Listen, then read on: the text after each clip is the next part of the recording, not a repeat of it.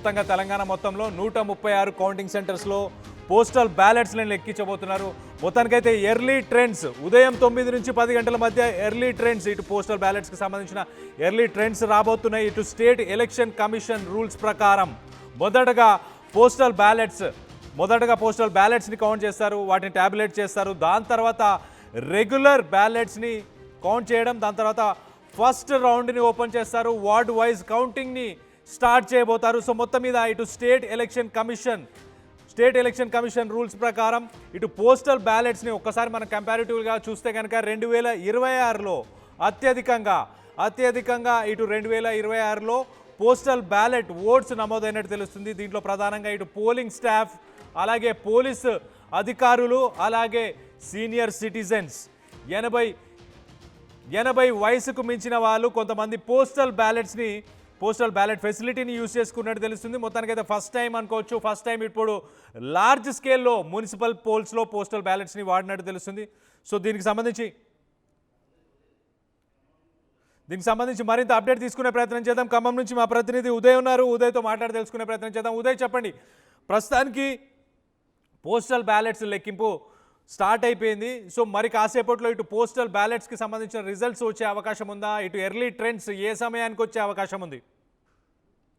మరికొద్ది సేపట్లోనే పూర్తిగా రిజల్ట్ వచ్చే అవకాశం ఉంది. దాదాపు 454 మంది ఓటర్లు ఈసారి పోస్టల్ బ్యాలెట్ ను సద్వినియోగం చేస్తున్నారు. ఎన్నికల విధుల్లో భాగస్వామ్యమైనటువంటి అధికారులతో పాటు సీనియర్ సిటిజన్స్ 80 ఏళ్ల పైబడి ఉన్నటువంటి ఓటర్లంతా కూడా పోస్టల్ బ్యాలెట్ విధానాన్ని సద్వినియోగం చేస్తున్నారని చెప్పుకోవాలి. ప్రధానంగా ఏదులాపురం మున్సిపాలిటీలో సుమారు 180 మందికి పైగా ప్రభుత్వ ఉద్యోగులతో పాటు సీనియర్ సిటిజన్స్ ఓటు హక్కును సద్వినియోగం చేస్తున్నారు. ప్రస్తుతం లెక్కింపు ప్రక్రియ అంతా కూడా ప్రారంభమైంది. మరికొద్ది సేపట్లోనే పోస్టల్ బ్యాలెట్లకు సంబంధించినటువంటి రిజల్ట్ వెల్లడయ్యే అవకాశం ఉంది. ఆ తర్వాత సాధారణ ఓట్ల లెక్కింపు ప్రక్రియను కూడా పూర్తి చేసే అవకాశం ఉంది. దాదాపు పెద్ద ఎత్తున పటిష్టమైనటువంటి భద్రత ఏర్పాటు చేశారు. కానీ వీని ఎరగని స్థాయిలో గతంలో ఈ స్థాయి భద్రత ఇప్పుడు కూడా లేదని చెప్పుకోవాలి. ఈసారి మాత్రం అత్యంత పటిష్టమైనటువంటి భద్రత ఏర్పాటు చేశారు. సెక్షన్ 163ని కూడా కౌంటింగ్ కేంద్రాల వద్ద అమలు చేస్తున్నారు. అటు కమిషనర్ ఆఫ్ పోలీస్ విల్దర్తో పాటు ఖమ్మం జిల్లా కలెక్టర్ అనుదీప్ దుర్శెట్టి కూడా వీడియో కాన్ఫరెన్స్ ద్వారా ప్రస్తుతం కౌంటింగ్ కేంద్రాల వద్ద ఉన్నటువంటి పరిస్థితిని ఎప్పటికప్పుడు సమీక్షిస్తున్నటువంటి పరిస్థితి. కేవలం ఏదులాపురం మున్సిపాలిటీలోనే 5 అంచెల పోలీస్ భద్రతను ఏర్పాటు చేశారు. సుమారు 250 మంది పైచిలకు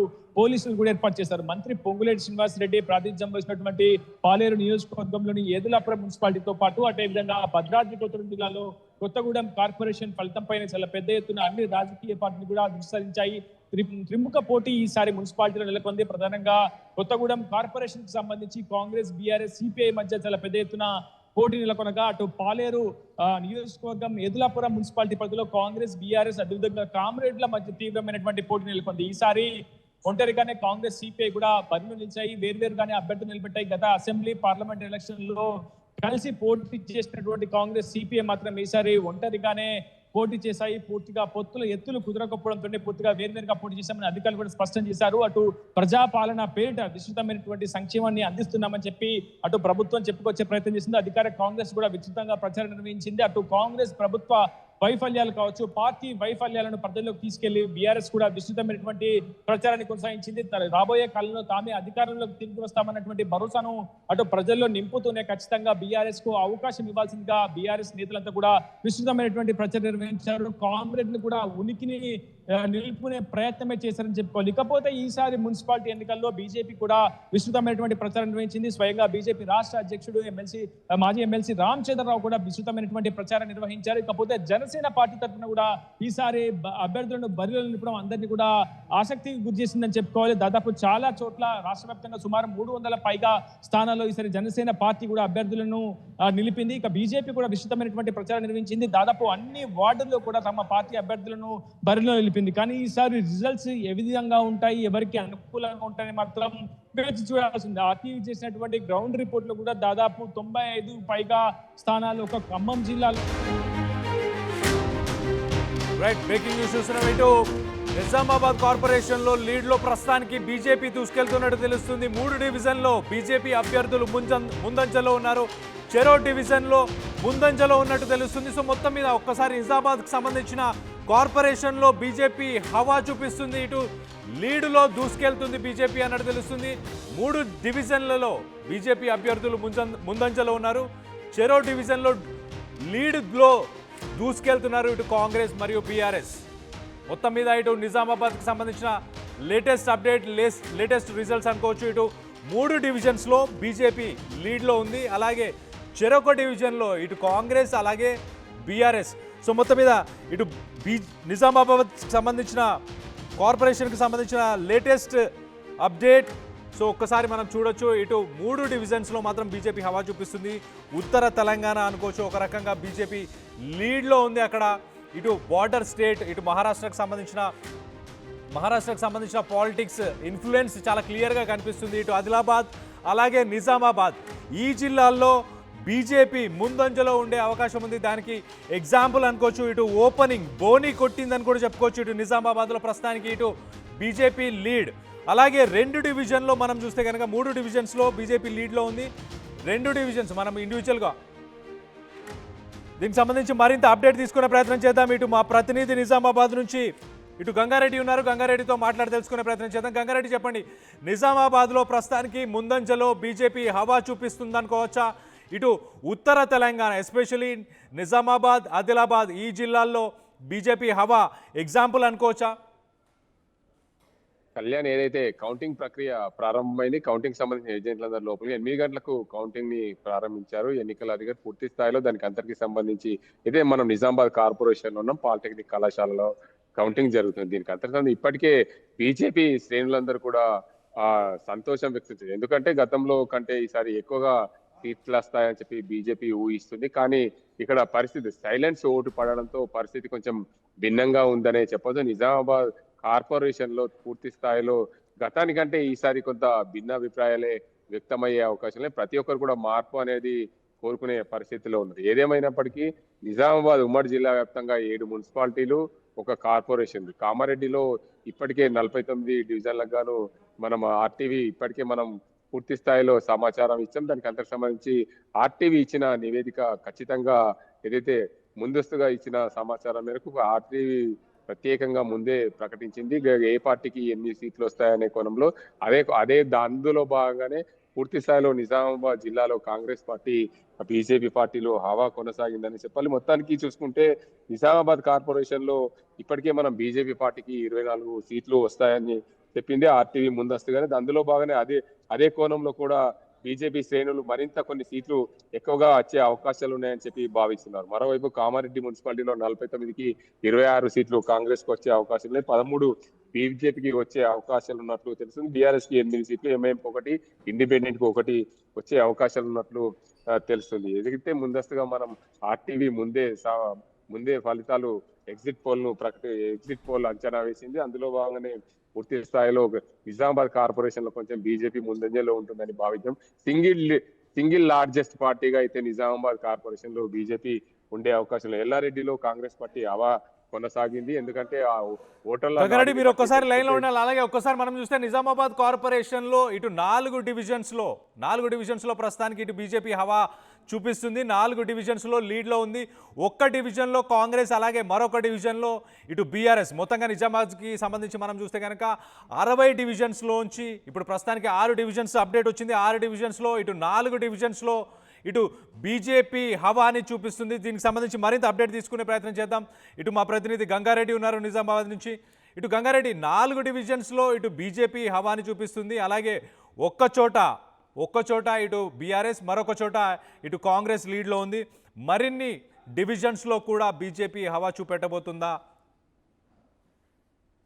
ప్రధానంగా కళ్యాణ్ చూసుకోవచ్చు, ఇప్పటికే కౌంటింగ్ ప్రక్రియ ప్రారంభమైన నేపథ్యంలో బీజేపీకి సంబంధించిన 4 డివిజన్లో హవా కొనసాగుతుందని చెప్పాలి. ఇప్పటికే మొత్తంగా 6 డివిజన్లకు సంబంధించి ఫలితాలు లెక్కింపు ప్రారంభమైన నేపథ్యంలో దానికి అందరికి సంబంధించి 4 డివిజన్లు అయితే హవా కొనసాగుతుంది. బీజేపీ పార్టీకి 1 BRS party, 1 Congress party.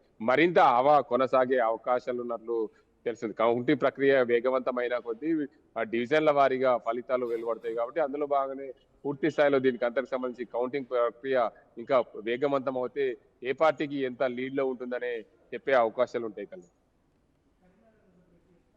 Right Gangareddy, thanks for the latest update. మొత్తం మీద ఇటు నిజామాబాద్లో ఇటు 4 డివిజన్స్లో ప్రస్తుతానికి ఇటు బీజేపీ హవాని చూపెడుతుంది.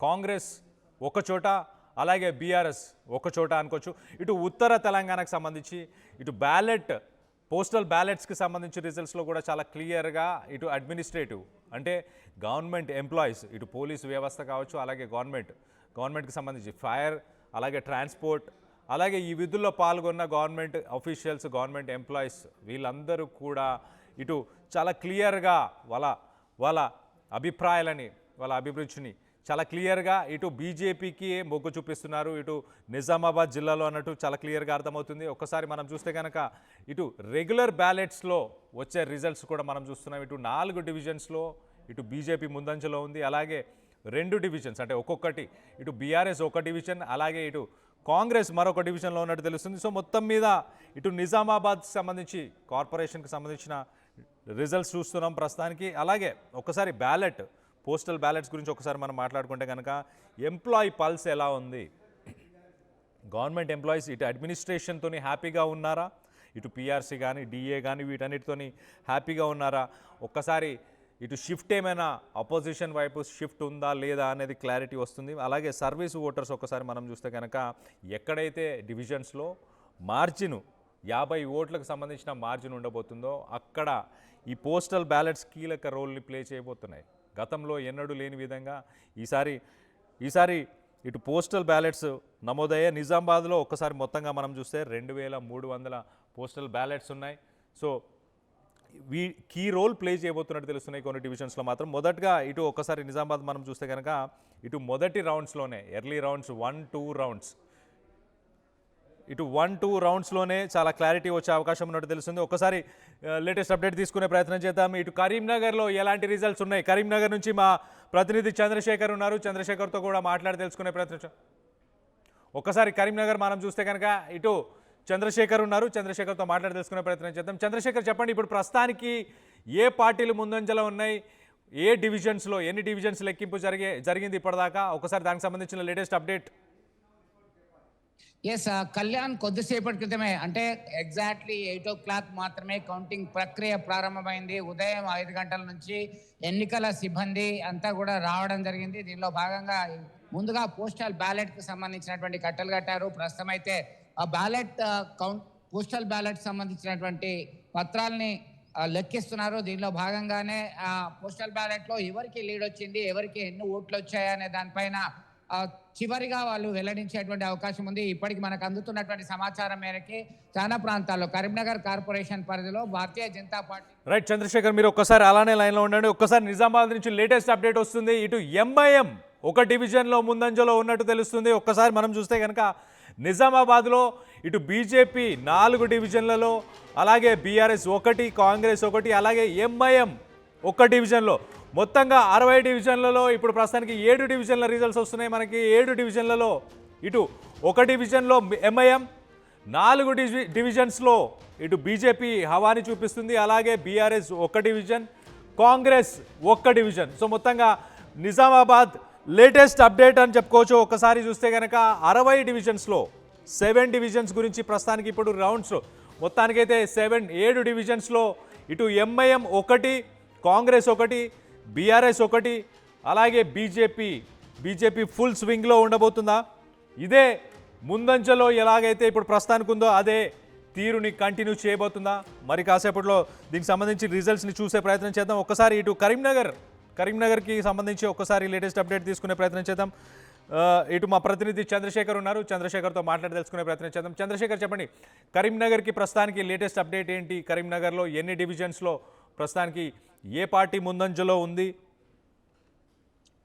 ఎస్ కళ్యాణ్, ఇప్పటివరకు అందుతున్నటువంటి సమాచారం మేరకు కరీంనగర్లో 66 డివిజన్లు ఉంటే 6 డివిజన్లకు పైగా Bharatiya Janata party postal ballot సంబంధించినటువంటి కౌంటింగ్ ప్రక్రియ లెక్కింపు జరుగుతున్నటువంటి నేపథ్యంలో దూసుకెళ్తున్నది, అది లీడ్లో ఉంది అని చెప్పుకోవచ్చు. ఇప్పటికే సర్వత్రా ఆసక్తికరమైనటువంటి చర్చ జరుగుతున్నటువంటి నేపథ్యంలో ఎవరి అంచనాలు వారు వేసుకుంటున్నటువంటి తరుణంలో ఖచ్చితంగా భారతీయ జనతా పార్టీ లీడ్లో కొనసాగుతుంది. దీంతో ఒక్కసారిగా బీజేపీ శ్రేణులకి ఒక ఊతం ఇచ్చినట్టుగా ఉంది అని చెప్పేసి బీజేపీ వర్గాలంతా కూడా, ఎందుకంటే ఈ సెంటర్ కరీంనగర్ SRR కళాశాల వద్ద కౌంటింగ్ ఇండోర్ స్టేడియంలో జరుగుతుంది. దీనికి దాదాపు 200 మీటర్ల దూరంలో మాత్రమే వారు ఉండడానికి అవకాశం ఉంది. 144 సెక్షన్ 163 ఉంది కాబట్టి ఎవరు కూడా సంబరాలు జరపడానికి వీల్లేదని రిస్ట్రిక్షన్స్ ఉన్నటువంటి నేపథ్యంలో ఎక్కడికక్కడ వారు మానిటరింగ్ చేస్తున్నారు. ఒక అభ్యర్థితో పాటు ఏజెంట్ రావడం జరిగింది. దీనిలో ఇప్పటికి మనకు అందుతున్నటువంటి సమాచారం మేరకు కరీంనగర్ కార్పొరేషన్ పరిధిలో ఇక 6 డివిజన్లలో భారతీయ జనతా పార్టీ దూసుకెళ్తున్నది. మరొక వైపు రామగుండం కార్పొరేషన్ కు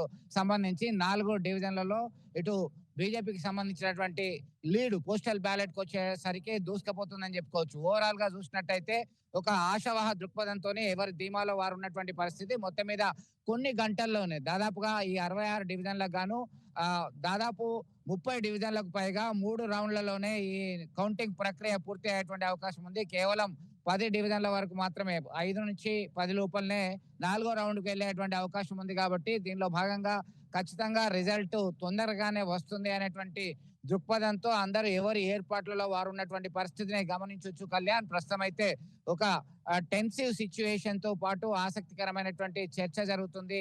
ఇంకా ఎన్ని గంటల్లో మనకి పూర్తి రిజల్ట్ వస్తుంది, ఎవరు గెలుస్తారు, ఎన్ని ఓట్లు అంటే చాలా వరకు కరీంనగర్ కార్పొరేషన్ పరిధిలో చూసినట్టయితే దాదాపు ట్రయాంగిల్ ఫైట్ ఉంది. దాదాపు 10 డివిజన్లలో ఎవరు ఉంది, ఎవరికి మెజార్టీ వస్తుంది అనే ఒక ఉత్కంఠభరితమైనటువంటి అంచనా కూడా వేయలేనటువంటి పరిస్థితిలో ఎవరి అంచనాలు వారు వేస్తున్నారు. గెలిస్తే మనకు మ్యాజిక్ ఫిగర్ దాటకపోతే ఏం చేయాలి, మ్యాజిక్ ఫిగర్ దాటితే ఏంటి, దానిలో అభ్యర్థి ఎవరు ఉండబోతున్నారు అనే కోణంలో పెద్ద ఎత్తున చర్చ జరుగుతుంది. ఇప్పటికే స్వతంత్ర అభ్యర్థులతోని, ఇతర పార్టీలకు సంబంధించినటువంటి అభ్యర్థులతోని, ఆశావాలతోని వారు మంతనాలు జరుపుతున్నారు. మరికొన్ని గంటల్లోనే పూర్తిగా వెల్లడయ్యేటువంటి రిజల్ట్ కొరకి ఆసక్తిగా ఎదురు చూస్తున్నటువంటి అగ్ర నాయకులు వారు ఎవరిని కలిపితే బాగుంటది, క్యాంపు రాజకీయాలు ఎక్కడికి వెళ్ళాలి అనేటువంటి కోణంలో ఇప్పటికే డిసైడ్ అయ్యారు. రామగుండం నుంచి ఆల్రెడీ క్యాంపుకు తరలి వెళ్లారు. బీఆర్ఎస్ కి సంబంధించిన వాళ్ళు, వేములవాడ నుంచి కాంగ్రెస్ పార్టీ అభ్యర్థులు తరలి వెళ్లారు. మెట్పల్లి నుంచి సైతం వెళ్తున్నటువంటి పరిస్థితి. ఇక్కడ రిజల్ట్ రాగానే గెలిచిన అభ్యర్థులతో పాటు ఎవరి పార్టీకి సంబంధించినటువంటి నేతలు, ఆ పార్టీకి సంబంధించి కొంత కీలకమైనటువంటి వ్యక్తులకి బాధ్యతలు అప్పగించి హైదరాబాద్ కావచ్చు, ఇతరత్ర ప్రాంతాల వరకు 16వ తేదీ వరకు, ఈ నెల 16వ తేదీ వరకు క్యాంపుకు తరలించేటువంటి అవకాశం ఉంది. ఇప్పుడు మనకు అందుతున్నటువంటి సమాచారం మేరకు మాత్రం భారతీయ జనతా పార్టీ ఇక్కడ పోస్టల్ బ్యాలెట్ లో లీడ్ గా ఉన్నటువంటి పరిస్థితిని గమనించవచ్చు. కళ్యాణ్, మరికొన్ని గంటల్లోనే దాదాపుగా కరీంనగర్కి వచ్చేసరికి కరీంనగర్ 66 డివిజన్లలో 64వ డివిజన్ అలాగే 42వ డివిజన్, దీనిలో అతి తక్కువ ఓట్లు పోలైనటువంటి పరిస్థితి. 25 నుంచి 2800 మాత్రమే పోలయ్యాయి. కేవలం 2.5 గంటలలో ఫలితం వెల్లడయ్యేటువంటి అవకాశం ఉంది ఇక్కడ ఈ రెండు. కానీ దీనికన్నా ముందుగా ఆ చిన్న మున్సిపాలిటీస్ ఇటు చొప్పదండి, వేములవాడ, అలాగే జమ్మికుంట, హుజరాబాద్, సుల్తానాబాద్, మంథని అతి తక్కువ వార్డులు ఉన్నాయి, తక్కువ ఓటర్లు ఉన్నారు.